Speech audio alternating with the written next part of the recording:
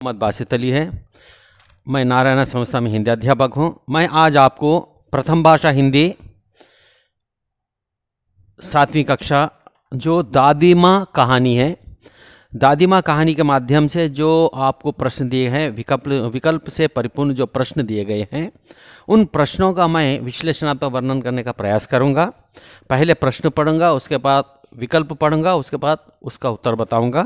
दादी माँ कहानी तो सुनकर आप बहुत खुश हो गए होंगे। दादी माँ का जो कठोरपन, जो प्रेम, व्याकुलपन, जो उनका प्रेम दिखाना, ये तमाम आपको बहुत अच्छा भाया होगा। अब वो बहुत मज़ा लिए होंगे। फिर अभी भी आप ये प्रश्न देते हुए और भी मज़ा ले सकते हैं सुनते हुए। तो पहला प्रश्न है इसमें, भीतर शब्द का विलोम शब्द क्या है? ये तो आप आसानी से कह सकते हैं। भीतर का विलोम शब्द है बाहर। फिर भी यहाँ पर विकल्प हैं बाहर, आगे, ऊपर, अंदर, यानी इसका विकल्प है बेटे ए बाहर। उसके पश्चात दूसरा प्रश्न है, दादी माँ स्नेह और ममता की मूर्ति थी। अब यहाँ पर और के नीचे रेखांकित किया गया है। ये रेखांकित शब्द का शब्द भेद क्या है?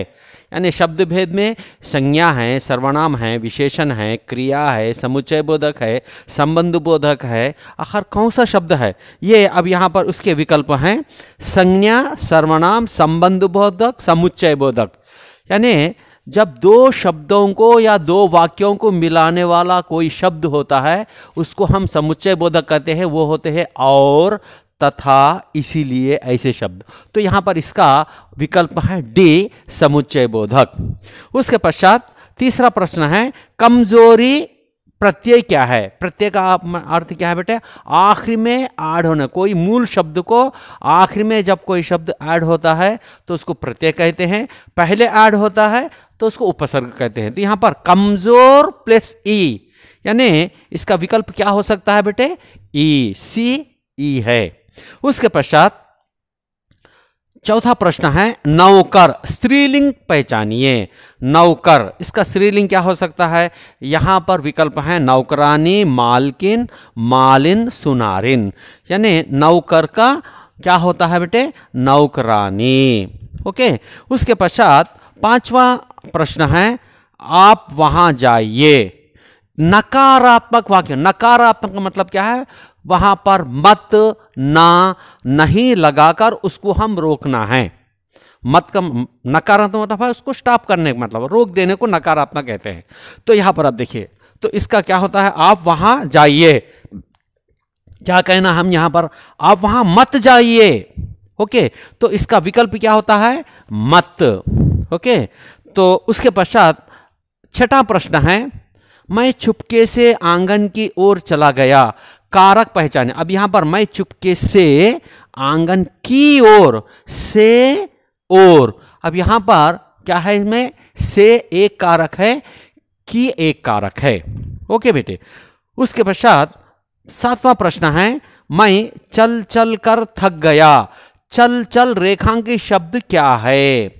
मतलब जब एक शब्द दोबारा आता है, बार बार आता है, उसको हम कहते हैं पुनरुक्त शब्द। ओके बेटा। तो यहां पर क्या है? इसका उत्तर क्या है? सी पुनरुक्त शब्द। उसके पश्चात आठवां प्रश्न है, ममता पर्यायवाची शब्द पहचानिए। पर्यायवाची शब्द का अर्थ क्या है? उसका अर्थ निकलना, उसका सेम अर्थ निकलना क्या होता है? इसमें यहां पर विकल्प हैं, ए प्रेम अपनापन, बी द्वेष नफरत, सी घृणा प्रेम, डी प्रेम द्वेष। अब देखिए हर एक में भी नफरत है, प्रेम है, घृणा है, लेकिन ऑप्शन ए में क्या है? प्रेम और अपनापन। प्रेम का मतलब ममता है, अपनापन का मतलब अपने लोगों से हम ममता दिखाते हैं। ओके बेटे। उसके पश्चात है नवा प्रश्न, उत्साह संधि का नाम पहचानिए। उत्साह, उत प्लस साह, उत्साह। जब वहां पर दो भी व्यंजन शब्द आ जा रहे हैं तो वो संधि होती है व्यंजन संधि। इसका विकल्प है बी। उसके पश्चात आखिरी प्रश्न है बेटे, विह्वल शब्दार्थ पहचानिए। इसका अर्थ क्या है? यहां पर इसके विकल्प हैं खुश, डरा, व्याकुल, भीभस। यानी विह्वल हो जाना, मैं अचानक विह्वल हो गया, तो मतलब यहां पर क्या है, व्याकुल। इसका उत्तर क्या होता है, सी व्याकुल। ओके बेटे, आज का प्रश्न ठीक तरह से आपको समझ में आ गया होगा। धन्यवाद।